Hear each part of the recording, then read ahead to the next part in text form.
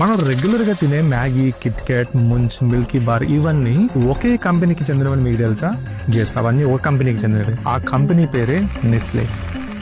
కానీ ఒక shocking reality ఏంటంటే ఈ కంపెనీ ప్రపంచవ్యాప్తంగా లక్షల మంది చిన్నపిల్లల ఆరోగ్యానికి తీవ్ర హాని చేసిందని చాలా ఆర్గనైజేషన్స్ ఆరోపిస్తున్నాయి. నెస్లే మీద వచ్చిన ప్రధాన ఆరోపణలు ఏంటంటే పేద దేశాల్లో తల్లిపాల కంటే బేబీ ఫార్ములా బెటర్ అని అగ్రెసివ్ గా ప్రమోట్ చేయడం, దానివల్ల చాలా మంది పసిపిల్లల ఆరోగ్యానికి హాని జరగడం, నీటి కొరత ఉన్న దేశాల్లో చీప్ గా గ్రౌండ్ వాటర్ ని ఎక్స్ట్రాక్ట్ చేసి దాన్ని బాటిల్స్ లో పెట్టి మళ్ళీ వాళ్ళకే అమ్మడం. ఒక ఫేమస్ కాంట్రవర్సీ ఏంటంటే Nestle former CEO water is not a fundamental human right అని అన్నాడు. Die eine Anschauung extrem, würde ich sagen, wird von einigen von den NGOs, die darauf pochen, dass Wasser zu einem öffentlichen Recht erklärt wird.